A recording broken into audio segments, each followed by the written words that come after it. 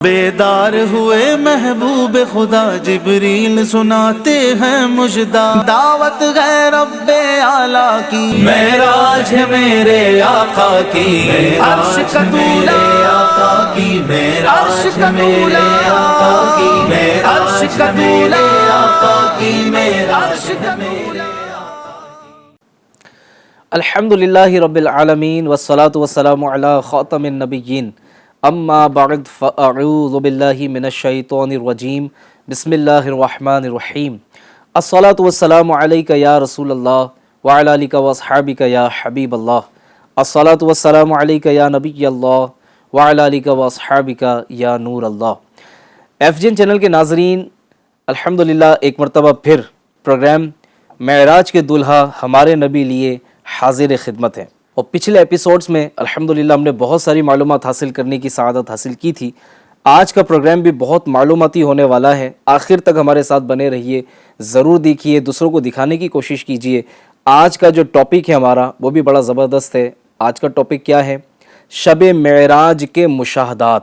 میرے حضور صلی اللہ علیہ وسلم جو معراج پر تشریف لے گئے اور اس سفر میں آپ نے جو مشاہدات فرمائے وہ انشاءاللہ آج بیان ہوں گے، اور اس میں بہت کچھ سیکھنے کا ہمارے لیے ہوگا۔ میری گزارش ہے کہ ضرور ساتھ رہیے گا، اللہ پاک ہمیں اول تاخیر شرکت کرنے کی توفیق عطا کرے۔ آئیے بلا تاخیر اچھی نیتوں کی طرف بڑھتے ہیں کہ پیارے آقا فرماتے ہیں انما الاعمال بالنیات، اعمال کا دار و مدار نیتوں پر ہے۔ آئیے نیت کریں کہ میں اور آپ اللہ کی رضا کے لیے عمل کریں گے، اللہ کی رضا کے لیے سنیں گے، اور جو سنیں گے اس پر عمل کی کوشش بھی کریں گے۔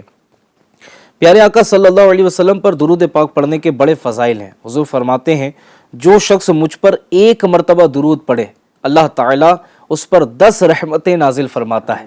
صلو علی الحبیب صلی اللہ علی محمد صلی اللہ علیہ وآلہ وسلم۔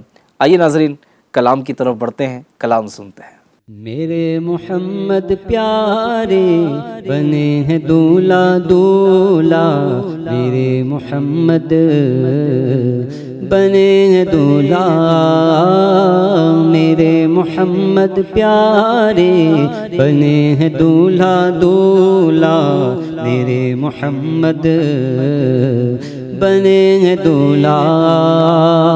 بہار ہے شادیاں مبارک، چمن کو آبادیاں مبارک، ملک فلک اپنی اپنی لے میں یہ گر انا دل کا بولتے تھے، وہاں فلک پر یہاں زمین میں رچی تھی شادی مچی تھی دھومیں، ادھر سے انوار ہنستے آتے ادھر سے نفحات اٹھ رہے تھے، نئی دلہن کی بھون میں کعبہ نکھر کے سنورا سنور کے نکھرا، حجر کے صدقے کمر کے ایک تل میں رنگ لاکھوں بناؤ کے تھے، میرے محمد پیارے بنے ہیں دولا دولا، میرے محمد بنے ہیں دولا بنے ہیں دولا بنے ہیں دولا، میرے محمد پیارے بنے ہیں دولا دولا، میرے محمد بنے ہیں دولا۔ خوشی کے بادل امڑ کے آئے، دلوں کے طاؤس رنگ لائے، وہ نغمہ نعت کا سما تھا، حرم کو خود وجد آ رہے تھے، غبار بن کر نثار جائیں، کہاں اب اس رہ گزر کو پائے، ہمارے دل حوریوں کی آنکھیں فرشتوں کے پر جہاں بچھے تھے، اتار کر کے رخ کا صدقہ وہ نور کا پٹ رہا تھا باڑا، کہ چاند سورج مچل مچل کر، کہ چاند سورج مچل مچل کر جبھی کی خیرات مانگتے تھے میرے محمد پیارے بنے ہیں دولہا دولہا میرے محمد بنے ہیں دولہا وہی تو اب تک چھلک رہا ہے وہی تو جو بن ٹپک رہا ہے نہانے میں جو گرا تھا پانی کٹور تاروں نے بھر لیے تھے بچا جو تلووں کا ان کے دھون بنا وہ جنت کا رنگ و روغن جنہوں نے دولہا کی پائی اترن وہ پھول گلزار نور کے تھے تجلیے حق کا صحرا سر پر صلاۃ و تسلیم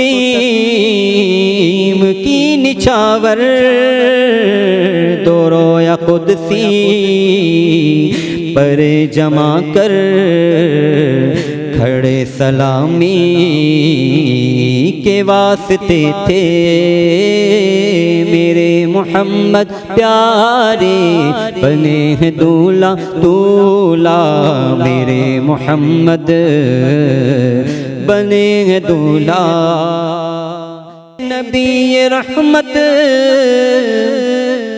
شفیع امت رضا پہ للہ ہو عنایت نبی رحمت شفیع امت رضا پہ للہ ہو عنایت اسے بھی ان خلعتوں سے حصہ جو خاص رحمت کے وابٹے تھے میرے محمد پیارے بنے ہیں دولہا دولہا میرے محمد بنے ہیں دولہا بنے ہیں دولہا بنے ہیں دولہا میرے محمد پیارے بنے ہیں دولہا دولہا میرے محمد بنے ہیں دولہا سبحان اللہ سبحان اللہ۔ ناظرین اکرام، پروگرام ہے معراج کے دلہا ہمارے نبی۔ الحمدللہ پہلے ایپیسوڈ میں ہم نے معراج کا بڑا تفصیل کے ساتھ واقعہ سماعت کیا تھا، سنا تھا، اور پھر دوسرے ایپیسوڈ میں ہم نے معراج کا واقعہ قرآن میں اس موضوع پر الحمدللہ ایپیسوڈ کرنے کی سعادت حاصل کی، اور آج ہم انشاءاللہ شب معراج کے مشاہدات بیان کریں گے۔ مصطفیٰ کریم صلی اللہ علیہ وسلم نے کائنات کی سیر فرماتے ہوئے کروڑوں عجائبات قدرت ملاحظہ فرمائے۔ جنت میں تشریف لے جا کر اپنے غلاموں کے جنتی محل اور مقامات بھی ملاحظہ فرمائے، نیز جہنم کو معائنہ فرما کر جہنمیوں کو ہونے والے دردناک عذاب بھی دیکھے، اور پھر ان میں سے بہت کچھ امت کی ترغیب و ترہیب کے لیے بیان بھی فرما دیا، تاکہ نیک اور اچھے اعمال کے ذریعے لوگ جہنم سے بچنے کی تدبیر کریں اور جنت کی لازوال نعمتوں کا سن کر ان تک رسائی پانے کی کوشش بھی کریں۔ آئیے آپ کی خدمت میں انشاءاللہ وہ باتیں عرض کرنے کی کوشش کروں گا۔ حضرت انس بن مالک رضی اللہ تعالی عنہ سے روایت ہے، فرماتے ہیں کہ رسول پاک صلی اللہ علیہ وسلم نے ارشاد فرمایا، جس رات مجھے معراج ہوئی میں نے جنت کے دروازے پر یہ لکھا ہوا دیکھا کہ صدقے کا ثواب 10 گنا ہے اور قرض کا 18 گنا ہے۔ تو میں نے جبرائیل علیہ السلام سے دریافت کیا، کیا سبب ہے کہ قرض کا درجہ صدقے سے بڑھ گیا؟ تو انہوں نے کہا کہ سائل کے پاس مال ہوتا ہے اور پھر بھی وہ سوال کرتا ہے، جبکہ قرض لینے والا حاجت کی بنا پر ہی قرض لیتا ہے۔ حضرت سیدنا ابو ہریرہ رضی اللہ تعالی عنہ سے روایت ہے کہ سرکار مدینہ صلی اللہ علیہ وآلہ وسلم نے ارشاد فرمایا، جو کسی مسلمان سے دنیا کی تکلیفوں میں سے ایک تکلیف کو دور کر دے، اللہ تبارک و تعالی اس کی قیامت کے دن کی تکلیفوں میں سے ایک تکلیف کو دور فرمائے گا۔ جو کسی تنگ دست پر دنیا میں آسانی کرے، سبحان اللہ، جو کسی تنگ دست پر دنیا میں آسانی کرے، اللہ تعالیٰ دنیا و آخرت میں اس پر آسانی فرمائے گا۔ جو دنیا میں کسی مسلمان کی پردہ پوشی کرے، اللہ تبارک و تعالی اس کی دنیا و آخرت میں پردہ پوشی فرمائے گا، اور اللہ رب العالمین بندے کی مدد میں رہتا ہے جب تک بندہ اپنے بھائی کی مدد میں رہتا ہے۔ سبحان اللہ۔ ناظرین، یہاں سے ہمیں مدد کرنے کا درس مل رہا ہے کہ ہم بھی حاجت مندوں کی، ضرورت مندوں کی، جن کو واقعی ضرورت ہے، ہم ان کی مدد کریں، اپنا ہاتھ ایسے لوگوں سے نہ روکیں، خیر خواہی کریں۔ اللہ نے نوازا ہے، اللہ نے دیا ہے، تو ضرورت مندوں کو ضرور دیجیے، اسپیشلی اپنے رشتہ داروں میں دیکھیے، پڑوسیوں میں دیکھیے، اپنے محلوں میں دیکھیے۔ ایسے سفید پوش عاشقان رسول بھی ہوتے ہیں کہ جو اپنی حاجتیں لوگوں کو بیان نہیں کرتے، اور وہ واقعی مستحق ہوتے ہیں، وہ ضرورت مند ہوتے ہیں۔ ایسے لوگوں کو تلاش کر کے دینا چاہیے۔ اللہ پاک کرے کہ ہم اپنے مال کے ذریعے مسلمانوں کی مدد کرنے میں کامیاب ہوں۔ مزید جنتی مشاہدات آپ کو بیان کرتا ہوں۔ جنت میں آپ صلی اللہ علیہ وسلم نے موتیوں سے بنے ہوئے گنبد نما خیمے ملاحظہ فرمائے جن کی مٹی مشک تھی۔ آپ صلی اللہ علیہ وسلم نے جبریل امین علیہ السلام سے دریافت فرمایا، اے جبریل، یہ کس کے لیے ہے؟ تو عرض کیا، اے محمد صلی اللہ علیہ وسلم، یہ آپ صلی اللہ علیہ وسلم کی امت کے ائمہ اور مؤذنین کے لیے ہے۔ سبحان اللہ۔ رضا الہی کے لیے اذان دینے اور امامت کرنے کی کیا خوب فضیلت ہے کہ رب تبارک و تعالیٰ نے ان کے لیے جنت میں موتیوں سے بنے ہوئے خیمے تیار کر رکھیں۔ اللہ تعالیٰ ہمیں توفیق عطا کرے۔ اس بارے میں ایک روایت بھی آپ کو بیان کرتا ہوں۔ مدنی تاجدار صلی اللہ علیہ وسلم کا فرمان خوشگوار ہے، ثواب کی خاطر اذان دینے والا اس شہید کی مانند ہے جو خون میں لتھڑا ہوا ہے، اور جب مرے گا قبر میں اس کے جسم میں کیڑے نہیں پڑیں گے۔ سبحان اللہ، کیا خوب برکتیں ہیں اذان دینے کی، کتنے خوش نصیب ہیں ہمارے مؤذنین اور ائمہ اکرام۔ ناظرین اکرام، جس سے ہو سکے تو وہ اذان بھی دے، وہ امامت کرنے کا اہل بھی بنے، اور اگر یہ سعادت فی الحال مقدر میں نہیں ہے تو کم از کم اپنے علاقے کے مؤذن اور امام صاحبان کی قدر کریں، ان کو اہمیت دیں، ان سے محبت کریں، ان کا خیال رکھیں۔ بعض مرتبہ مؤذنین کا خیال، بہت کم لوگ ہوتے ہیں جو مؤذنین کا خیال کرتے ہیں، ان کی طرف پھر خادم کی اگر بات کریں تو ان کی طرف اور زیادہ لوگوں کا رجحان کم ہوتا ہے۔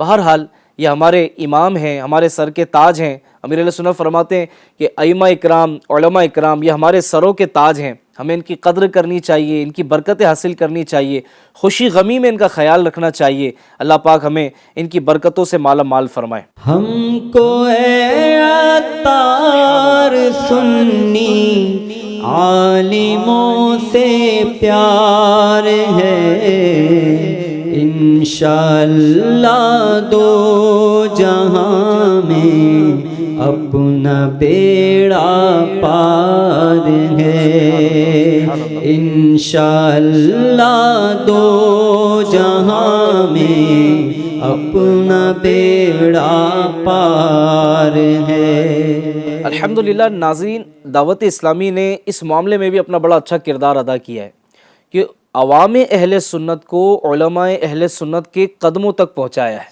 علماء اہل سنت کی، ائمہ اکرام کی محبت ہمارے سینوں میں داخل کی ہے، اور الحمدللہ دعوت اسلامی کے دینی ماحول میں ایک نیک اعمال کا رسالہ فیل کیا جاتا ہے جو اپنے اعمال کا جائزہ لینے کے لیے ہوتا ہے۔ اس میں قبلہ شیخ طریقت امیر اہل سنت نے ایک سوال عطا فرما دیا ہے کہ کیا آپ نے اس ماہ اپنے علاقے کے امام صاحب یا مؤذن صاحب یا خادم صاحب کی خدمت کرنے کی سعادت حاصل کی؟ تو ناظرین سے بھی گزارش ہے کہ اپنے مال کا کچھ نہ کچھ حصہ ان کی خدمت میں بھی ضرور پیش کیا کریں۔ الحمدللہ امیر علیہ سنت نے ہمیں ان کی محبت کا درس دیا ہے، اور یہ بھی توجہ دلائی ہے کہ اگر علماء اہل سنت سے ہٹو گے تو بھٹک جاؤ گے۔ اس لیے اگر دینی مسائل پوچھنے بھی ہیں تو علماء اہل سنت سے، انہی کے در پر جانا ہے انشاءاللہ، اور کہیں جانے کی حاجت نہیں ہے۔ مزید آگے سنتے ہیں۔ ناظرین، مروی ہے کہ جنت میں آپ صلی اللہ علیہ وسلم نے چند بلند و بالا محلات ملاحظہ فرمائے جن کے بارے میں پوچھنے پر حضرت جبرائیل علیہ السلام نے عرض کیا کہ یہ غصہ پینے والوں اور لوگوں سے عفو درگزر کرنے والوں کے لیے، اور اللہ عز و جل احسان کرنے والوں کو پسند فرماتا ہے۔ سبحان اللہ سبحان اللہ. یہاں بھی ہمارے لیے کافی کچھ مدنی پھول ہیں. ناظرین، غصہ غیر اختیاری شے ہے. یہ نفس کے اس جوش کو کہتے ہیں جو بدلہ لینے پر ابھارتا ہے. شادی میں گئے، اول تو انوائٹ نہیں کیا تو غصہ آتا ہے کہ مجھے نہیں بلایا، میں نے اپنے بیٹے کی شادی میں بلایا تھا اور اس نے مجھے نہیں بلایا. یا فیملی کے کم افراد کو بلایا گیا، 2 کی دعوت دے دی کھانے کی تو غصہ کرتے ہیں کہ میں نے تو پورے خاندان کو بلایا تھا اور ہمارے یہاں 2 ہی انویٹیشن دیا ہے. اب جناب اس پر غصہ ہو جاتے ہیں. اب شادی میں اگر چلے بھی گئے، کسی نے خیر خواہی کرنے میں کمی کر دی یا کسی نے زیادہ آؤ بھگت نہیں کی یا جناب خدا نہ خواستہ کھانا ٹھنڈا ہی مل گیا، اب اس پر غصہ کرتے ہیں کہ جناب یہ کون سی دعوت تھی، کوئی ان کو فکر ہی نہیں ہے، بلاتے ہیں اور پرواہ نہیں کرتے. خیر خواہی کرنی چاہیے، توجہ دینی چاہیے. بعض مرتبہ اس پر غصہ ہو کر لوگ رشتے بھی توڑ دیتے ہیں. جی ہاں، غصے میں آ کر سگے رشتے توڑ دیتے ہیں. ناظرین، تو یہ غصہ جو ہے نا، یہ کہاں کرنا چاہیے کہاں نہیں کرنا چاہیے یہ بھی ہمیں پتہ ہونا چاہیے. میرے آقا علیہ الصلوۃ والسلام کی حدیث پاک میں آپ کو بیان کرتا ہوں. اس کا خلاصہ یہ ہے کہ تم میں بہتر وہ ہے کہ جسے غصہ دیر سے آئے اور جلدی چلا جائے. کیا فرمایا؟ جسے غصہ دیر سے آئے اور جلدی چلا جائے. اور برا شخص وہ ہے، برا فرد وہ ہے کہ جسے غصہ جلدی آئے اور دیر سے جائے. بعض لوگوں کا غصہ سال ہاں سال تک دلوں میں بیٹھا ہوتا ہے، وہ نسلیں در نسلیں لے کر چل رہے ہوتے ہیں. تو ناظرین اکرام، یہ انداز درست نہیں ہے. ہمیں غصے کی آفت سے اپنے آپ کو بچانا چاہیے. اور بعض مرتبہ کیا ہوتا ہے پتہ ہے آپ کو، غصہ اپنے سے درجے میں، علم میں، مرتبے میں، عمر میں، تجربے میں جو کم ہوتا ہے نا، اس پر جلدی آ جاتا ہے اور پھر اس پر نافذ بھی جلدی ہو جاتا ہے. جیسے والد صاحب ہیں تو بچے پر ظاہر ہے کہ اپنا غصہ جلدی نافذ کر دیتے ہیں، لیکن والد کو اپنے والد پر غصہ آ جائے کسی بھی وجہ سے تو ظاہر ہے کہ وہ تھوڑا اس میں احتیاط کریں گے، والد پر کیسے غصہ نافذ کریں گے. اور نادان ہوتے ہیں وہ لوگ، بدتمیز قسم کے بچے ہوتے ہیں کہ جو اپنے والدین پر غصہ کرتے ہیں. انہیں ایسا نہیں کرنا چاہیے. ناظرین، میں یہ عرض کرنا چاہ رہا تھا کہ غصے سے اپنے آپ کو بچانا چاہیے. آپ دیکھیں، کوئی ٹرین میں لڑ رہا ہے غصے کی وجہ سے، غصیلے ہوتے ہیں، بعض کا نیچر ہی تھوڑی تھوڑی بات پہ لڑ رہے ہوتے ہیں، جھگڑ رہے ہوتے ہیں، گالیاں بک رہے ہوتے ہیں. بس ان کو کسی نے گھور کر دیکھ لیا تو لڑنے پر آمادہ ہو جاتے ہیں.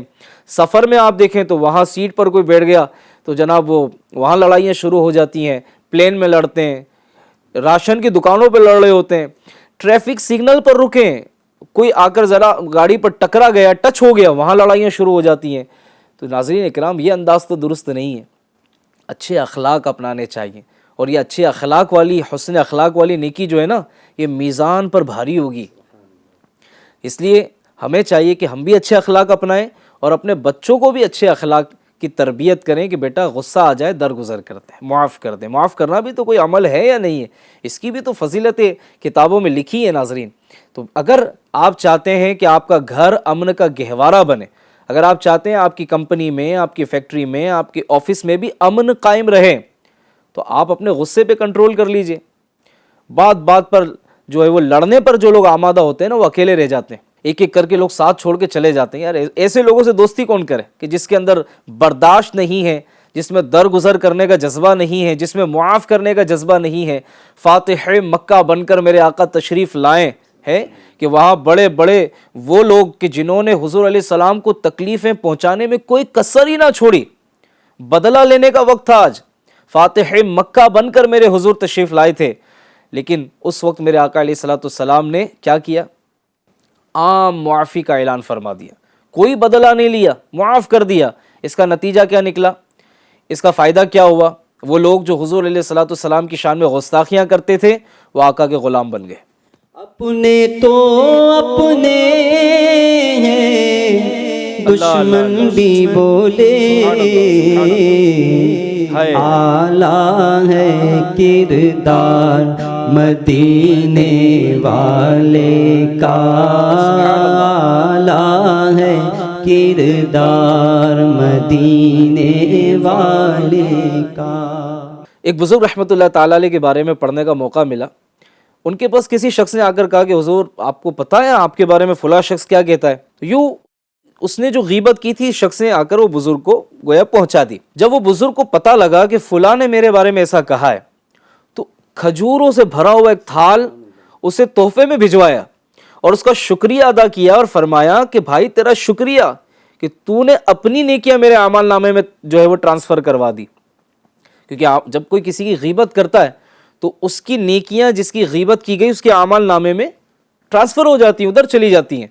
تو سبحان اللہ, ہمارے بزرگان دین بدلہ نہیں لیتے تھے, اور یہی درس اسلام کا ہے, یہی پیغام ہمارے پیارے دین اسلام کا ہے کہ اسلام, یہ دین اسلام ہمیں بدلہ لینا نہیں سکھاتا, ہمیں معاف کرنا سکھاتا ہے. سفر معراج کے مشاہدات ابھی باقی ہیں.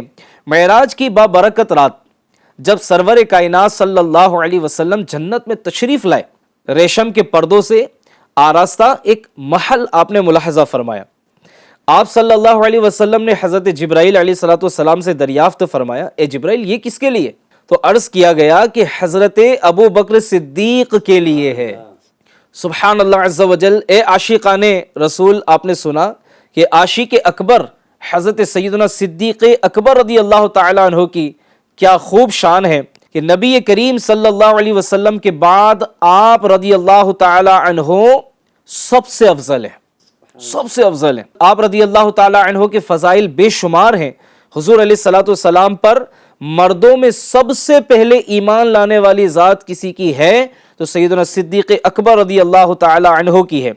سفر و حضر میں پیارے آقا علیہ السلام کے ساتھ رہے, پیارے آقا علیہ السلام کی ہمراہی میں ہی ہجرت کی سعادت حاصل کی, اور فنا فی الرسول کے اس مقام پر فائز ہوئے کہ اپنا مال, اپنی جان, اولاد, وطن تک رسول پاک علیہ السلام پر قربان کر دی.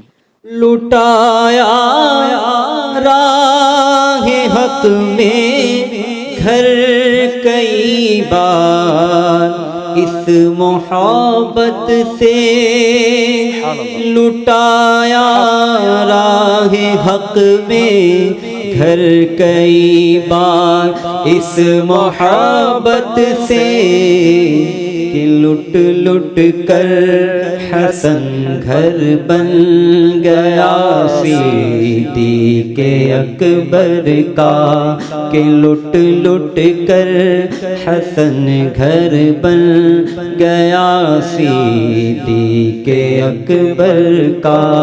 بیان ہو کس زبان سے مرتبہ صدیق اکبر کا. اللہ پاک عاشق اکبر صدیق اکبر رضی اللہ تعالیٰ عنہ کا صدقہ ہمیں نصیب فرمائے. مزید سنیے, جنت کی سیر کے دوران دو جہاں کے تاجدار صلی اللہ علیہ وآلہ وسلم نے کسی کے قدموں کی آہٹ سماعت فرمائی, کسی کے قدموں کی آہٹ سنی میرے آقا صلی اللہ علیہ وسلم نے, جس کے بارے میں آپ علیہ السلام کو بتایا گیا کہ یہ حضرت بلال ہے. قربان جائیے, کیا شان ہے مؤذن رسول حضرت سیدنا بلال حبشی رضی اللہ تعالی عنہ کی کہ پیارے آقا علیہ السلام ان کے قدموں کی آہٹ جنت میں سماعت فرما رہے ہیں. آپ کو یہ مقام کس عمل کے سبب حاصل ہوا, یہ مقام, یہ مرتبہ کیسے حاصل ہوا, وہ بھی سنیے کہ سیدنا ابو ہریرہ رضی اللہ تعالی عنہ سے روایت ہے, فرماتے ہیں ایک دفعہ سرکار دو عالم صلی اللہ علیہ وآلہ وسلم نے فجر کے وقت حضرت بلال رضی اللہ تعالی عنہ سے فرمایا, اے بلال مجھے بتاؤ تم نے اسلام میں کون سا ایسا عمل کیا ہے جس پر ثواب کی امید سب سے زیادہ ہے, کیونکہ میں نے جنت میں اپنے آگے تمہارے قدموں کی آہٹ سنی ہے. عرض کیا کہ میں نے اپنے نزدیک کوئی امید افزا کام تو نہیں کیا ہے. دیکھیں یہ بھی عاجزی ہوتی ہے اللہ والوں کی, اور پھر اسپیشلی صحابہ کی بات کریں تو کیا ہی بات ہے کہ عمل بہت کچھ کرتے ہیں لیکن اس کو تھوڑا سمجھتے ہیں. عرض کرتے ہیں میں نے اپنے نزدیک کوئی امید افزا تو کام نہیں کیا, ہاں میں نے دن رات کی جس گھڑی بھی وضو یا غسل کیا تو اس قدر نماز پڑھ لی جو اللہ تبارک و تعالی نے میرے مقدر میں کی تھی. سبحان اللہ. علماء فرماتے ہیں کہ یہاں تحیۃ الوضو کی نماز مراد ہے. جب بھی ہم تازہ وضو کریں اور مکروہ وقت نہ ہو تو اس وقت میں 2 رکعت نفل نماز تحیۃ الوضو کی پڑھ لینی چاہیے, کہ علماء فرماتے ہیں کہ یہ وضو کا حق ادا ہو جاتا ہے. اور جو مرد حضرات مسجد میں نماز کے لیے جاتے ہیں تو جب مسجد میں نماز کے لیے جائیں اور کوئی مکروہ وقت نہ ہو تو اس میں 2 رکعت تحیۃ المسجد کے نفل ادا کر لیا کریں, کہ یہ مسجد کا حق ادا کرنا ہوتا ہے. یہ مسجد کا حق ہوتا ہے کہ اس کے ذریعے وہ ادا ہو جائے۔ صلو علی الحبیب صلی اللہ علی محمد صلی اللہ علیہ وآلہ وسلم۔ ناظرین، جنت کی حسین و جمیل اور پیاری وادیوں کی سیر فرماتے ہوئے ہمارے آقا علیہ الصلوۃ والسلام ایک نہر پر تشریف لائے جسے بیزخ کہا جاتا ہے۔ اس پر موتیوں، سبز زبرجد اور سرخ یاقوت کے خیمے تھے۔ ایک آواز آئی، السلام علیکہ یا رسول اللہ۔ آپ صلی اللہ علیہ وسلم نے حضرت جبرائیل علیہ الصلوۃ والسلام سے دریافت کیا، اے جبرائیل یہ کیسی آواز ہے؟ عرض کیا، یہ خیموں میں پردہ نشین حوریں ہیں، انہوں نے اپنے رب عز و جل سے آپ صلی اللہ علیہ وسلم کو سلام کرنے کی اجازت طلب کی تھی اور رب تعالی نے انہیں اجازت عطا فرما دی۔ پھر وہ حوریں کہنے لگی، ہم خوش رہنے والیاں ہیں، کبھی ناگواری اور نفرت کا باعث نہ ہوں گی، اور ہم ہمیشہ رہنے والیاں ہیں، کبھی فنا نہ ہوں گی۔ مدت سے جو ارمان تھا وہ آج نکالا، مدت سے جو ارمان تھا وہ آج نکالا، حوروں نے کیا خوب نظارہ شب معراج۔ سبحان اللہ، سبحان اللہ۔ ناظرین، ایک اور بڑا دلچسپ واقعہ آپ کے ساتھ بیان کرنا چاہوں گا۔ سفر معراج کی سہانی رات پیارے آقا علیہ الصلوۃ والسلام کا گزر ایک ایسے شخص کے پاس سے ہوا جو عرش کے نور میں چھپا ہوا تھا۔ آپ صلی اللہ علیہ وآلہ وسلم نے فرمایا، یہ کون ہے؟ کیا کوئی فرشتہ ہے؟ کہا گیا نہیں۔ فرمایا، کیا کوئی نبی ہے؟ کہا گیا نہیں۔ پوچھا، پھر یہ کون ہے؟ تو آپ کو بتایا گیا یہ وہ شخص ہے کہ دنیا میں اس کی زبان ذکر الہی سے تر رہتی تھی، اس کا دل مسجدوں میں لگا رہتا تھا، اور یہ کبھی اپنے والدین کو برا کہے جانے یا ان کی بے عزتی کی جانے کا سبب نہیں بنتا تھا۔ سبحان اللہ۔ ناظرین، کتنے خوبصورت اعمال ہیں، جنت میں لے جانے والے اعمالوں میں سے ہیں کہ ہماری زبان اللہ کے ذکر سے تر رہے۔ آج فضول بک بک کرنے سے ہمیں ٹائم ہی نہیں ملتا، تیری میری کرنے سے ہی ٹائم نہیں ملتا، غیبت و چگلیوں سے فرصت نہیں ملتی، کسی ایک ٹاپک پر بحث چھڑ جائے تو گھنٹہ دو گھنٹہ تو پتہ ہی نہیں لگتا کدھر چلا جاتا ہے۔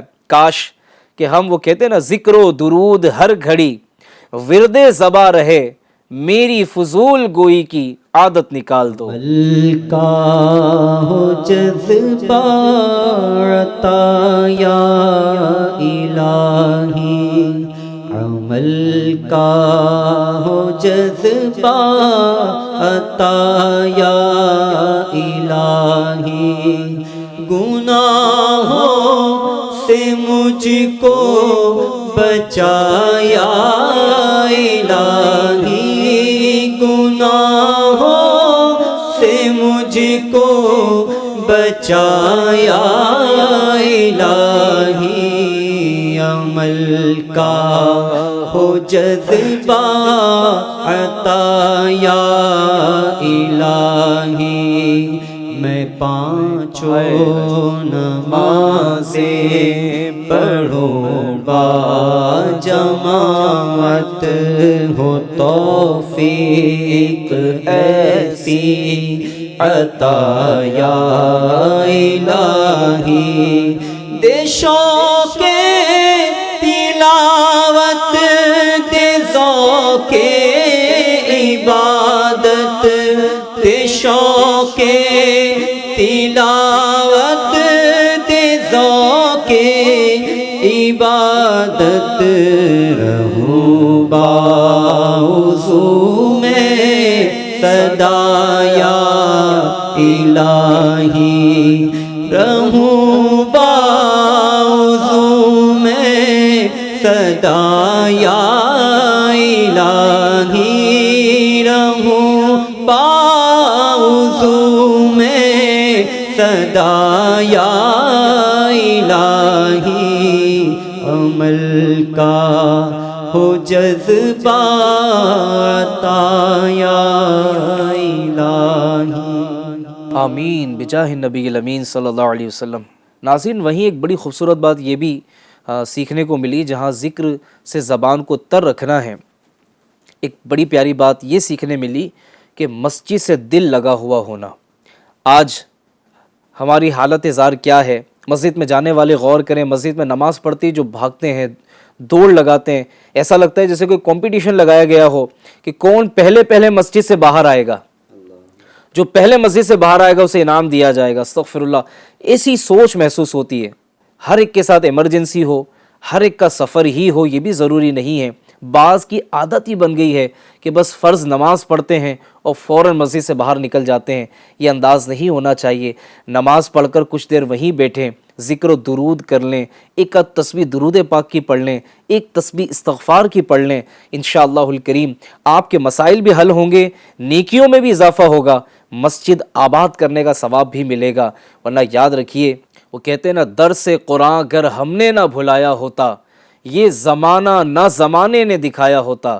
آج جو مسائل ہمارے گھروں میں ہیں، ہمارے ساتھ جو پرابلمس ہیں، روزگار کی ہے، صحت کے حوالے سے ہے، جاب نہیں مل رہی ہے، دعائیں قبول نہیں ہو رہی ہیں، بچے نافرمان ہو گئے ہیں، رشتے میں رکاوٹیں ہیں، کسی نے قرض لیا اور دبا لیا، کسی نے زمین پہ قبضہ کر لیا ہے، اس طرح کے بہت سارے مسائل دامن گیر ہیں۔ میں آپ سے سوال کرتا ہوں، جی ہاں میں آپ سے سوال کرتا ہوں، ان تمام مسائلوں نے گھیرا تو ہے، کیا ہم نے اپنی تلاوت میں اضافہ کیا ہے؟ کیا ہم نے نمازوں میں اضافہ کیا ہے؟ کیا مسجد کی حاضری کا وقت بھی ہم نے بڑھایا ہے؟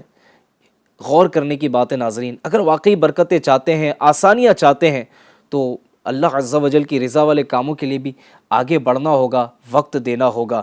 اللہ پاک ہمارے حال پر رحمت کی نظر فرمائیں۔ ناظرین اکرام، معراج کی رات زمین و آسمان کی سیر کے دوران پیارے آقا علیہ الصلوۃ والسلام نے جہاں مطیع و فرما بردار بندوں پر ہونے والے انعامات الہیہ کا مشاہدہ فرمایا، تو نافرمانوں کو قہر الہی میں گرفتار بھی دیکھا، جو اپنے گناہوں کی پاداش یعنی سزا میں انتہائی دردناک عذابوں میں مبتلا تھے۔ ان میں سے کچھ عذابات کا ذکر کیے دیتا ہوں۔ مروی ہے معراج کی رات سرور کائنات صلی اللہ علیہ وآلہ وسلم کا گزر کچھ ایسے لوگوں پر ہوا جن پر کچھ افراد مقرر تھے، کچھ افراد ان پر مقرر تھے۔ ان میں سے بعض افراد نے ان لوگوں کے جبڑے کھول رکھے تھے اور بعض دوسرے افراد کا گوشت کاٹتے اور خون کے ساتھ ہی ان کے منہ میں دھکیل دیتے تھے۔ پیارے آقا علیہ الصلوۃ والسلام نے یہ دریافت فرمایا، اے جبریل، یہ کون لوگ ہیں؟ عرض کیا، یہ لوگوں کی غیبتیں اور ان کی عیب جوئی کرتے تھے۔ اللہ اللہ اللہ، اللہ تعالی ہمیں توفیق دے کہ ہم دیگر عاشقان رسول کی غیبتوں سے اپنے آپ کو بچانے والے بنے۔ ایک روایت میں آتا ہے کہ جب سرکار صلی اللہ علیہ وسلم نے جہنم میں دیکھا تو وہاں کچھ ایسے لوگ نظر آئے جو مردار کھا رہے تھے۔ آپ علیہ الصلوۃ والسلام نے دریافت فرمایا، اے جبریل، یہ کون لوگ ہیں؟ عرض کیا، یہ وہ ہیں جو لوگوں کا گوشت کھاتے یعنی غیبت کرتے تھے۔ ایک اور روایت میں ہے کہ معراج کی شب آپ علیہ الصلوۃ والسلام کچھ ایسی عورتوں اور مردوں کے پاس سے گزرے جو اپنی چھاتیوں کے بل لٹک رہے تھے۔ آپ علیہ الصلوۃ والسلام نے پوچھا، جبرائیل، یہ کون لوگ ہیں؟ عرض کی، یہ منہ پر عیب لگانے والے اور پیٹھ پیچھے برائی کرنے والے، اور ان کے متعلق اللہ تبارک و تعالی ارشاد فرماتا ہے، وَيْلٌ لِكُلِّ هُمَزَةٍ لُمَزَةٍ۔ ترجمہ ہے، خرابی ہے اس کے لیے جو لوگوں کے منہ پر عیب کرے، پیٹھ پیچھے بدی کرے۔ الامان والحفیظ، الامان والحفیظ۔ ابو داؤد شریف میں ہے کہ سرور دو عالم صلی اللہ علیہ وسلم کا فرمان عبرت نشان ہے، میں شب معراج ایسے لوگوں کے پاس سے گزرا جو اپنے چہروں اور سینوں کو تانبے کے ناخنوں سے نوچ رہے تھے۔ تو میں نے پوچھا، جبرائیل، یہ کون لوگ ہیں؟ کہا، یہ لوگوں کا گوشت کھاتے یعنی غیبت کرتے اور ان کی عزت خراب کرتے تھے۔ مفتی احمد یار خان نعیمی فرماتے ہیں اس حدیث پاک کی شرح میں کہ ان پر خارش کا عذاب مسلط کر دیا گیا تھا اور ناخن تانبے کے دھار دار اور نکیلے تھے، ان سے سینے اور چہرہ کھجاتے تھے اور زخمی ہوتے تھے۔ خدا عز و جل کی پناہ، یہ عذاب سخت عذاب ہے۔ یہ واقعہ بعد قیامت ہوگا جو میرے اور آپ کے آخری نبی صلی اللہ علیہ وسلم نے آنکھوں سے دیکھا۔ مزید فرماتے ہیں، یہ لوگ مسلمانوں کی غیبتیں کرتے تھے، ان کی آبرو ریزی یعنی عزت خراب کرتے تھے۔ یہ کام عورتیں زیادہ کرتی ہیں، انہیں اس سے عبرت لینی چاہیے۔ واقعی کھانا بناتے بناتے دو اگر عورتیں گھر میں مل کر کام کر رہی ہیں، گھر کا ہی کوئی کام کر رہی ہیں، سلائی کر رہی ہیں، یا جناب وہ گھر میں گیہوں بننے کا کام ہو رہا ہوتا ہے، گیہوں صاف کر رہے ہیں، چاول صاف کر رہے ہیں، یا گھر کا کوئی بھی کام ہے، عورتیں جب مل کر بیٹھ کر وہ کام کر رہی ہوتی ہیں تو کام کرتے کرتے وہ کسی نہ کسی کی غیبت کر رہی ہوتی ہیں، کسی کی عزت خراب کر رہی ہوتی ہیں، کسی پر بہتان لگا رہی ہوتی ہیں، کسی پہ تہمتیں لگا رہی ہوتی ہیں، کسی کے راز فاش کر رہی ہوتی ہیں۔ یہ بہت بری عادت ہے، اور جس گھر میں ایسے لوگ ہوں وہاں کیسے رحمتوں کا نزول ہوگا، وہاں کیسے برکتیں نصیب ہوں گی۔ ناظرین اکرام، ہمیں اپنے گھر میں گھر والوں کی بھی اس معاملے میں تربیت کرنی چاہیے۔ امیر اہل سنت نے جو ہمیں ذہن دیا نا، نہ غیبت کروں گا نہ غیبت سنوں گا، اگر ہم اپنے گھر کی دیوار پر یہ لکھ کر لگا دیں نہ غیبت کریں گے نہ غیبت سنیں گے، اگر یہ انداز ہم اپنا لیں تو میں یہ سمجھتا ہوں غیبت کرنے والوں کے حوصلے پست ہو جائیں گے۔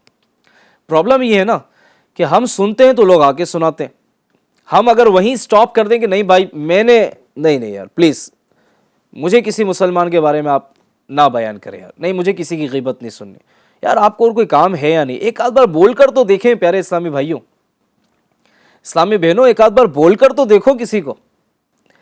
ہوتا یہی ہے کہ ہم کہتے ہیں یار تجھے اتنا ہی پتا ہے، مجھے اس سے زیادہ پتا ہے، تجھے نہیں پتا، ارے یہ تو پرانی ہو گئی، میرے پاس تو لیٹسٹ نیوز ہے، دیکھو میں بتاتا ہوں، دیکھو میں بتاتی ہوں۔ اب یہ بیٹھ کر جو فائلیں کھولتے ہیں کسی کے بارے میں، ڈر نہیں لگتا کہ جس ستار عز و جل نے اپنی ستاری سے ہمارے عیبوں کو چھپایا ہے، وہ اس بات پر قادر ہے کہ ہمارے عیب بھی لوگوں کے سامنے ظاہر کر دے۔